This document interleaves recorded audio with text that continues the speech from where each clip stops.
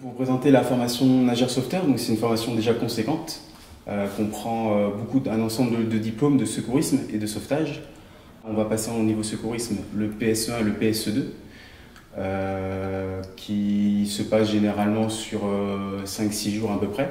On a le CRR, qui est un diplôme qui valide une formation en radio pour savoir communiquer par VHF.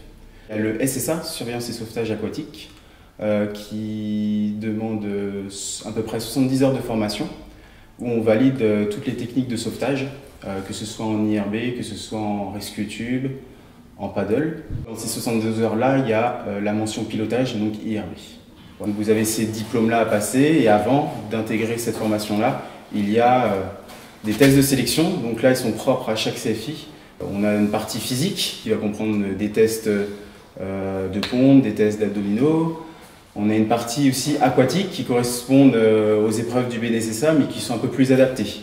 Le but, c'est de voir un peu la progression du futur nageur sauveteur, savoir où est-ce qu'il va, d'où est-ce qu'il part et où est-ce qu'il arrive, savoir si au début il est dans les temps, et il aura sur chaque année de sa formation, sur chaque séance de préparation au BNSSA, son temps, et donc il pourra se situer, savoir s'il est proche des équivalences du BNSSA pour obtenir le BNSSA, ou un peu s'il a encore un peu de travail à effectuer. Le BNSSA, qui est un diplôme qui se passe généralement ici en avril,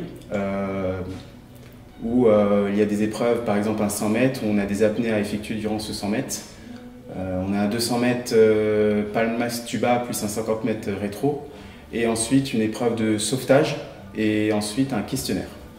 Voilà, donc ça compile tous ces diplômes-là pour ensuite être opérationnel le 1er juillet 2019 pour cette année en poste de plage. On peut passer ces diplômes-là à partir de 17 ans et on peut devenir donc nageur sauveteur à partir de 18 ans. Dans ça mène d'un poste de secours, on a 3 fonctions différentes. On a la fonction de chef de poste, on a la fonction d'adjoint qui remplace le chef de poste durant les séjours de congé, et la fonction aussi de sauveteur. Voilà. Donc après, en fonction des postes, il y a la fonction aussi de chef de secteur qui coordonne un peu les différents postes de secours, voilà, qui voit si ça se déroule bien et qui a les bilans des différents chefs de poste au cours de la saison. Au niveau de la candidature, au niveau de la SNSM, ça marche par système de vœux. La première année, on est affecté, ou la région, on a passé sa formation. Et là, ici, tous les sauveteurs, à moins qu'il n'y ait pas assez de postes, seront affectés en manche. Et ensuite, ça marche par un système, oui, de vœux qu'on fait sur la période de septembre à décembre. On a une date limite à peu près à janvier.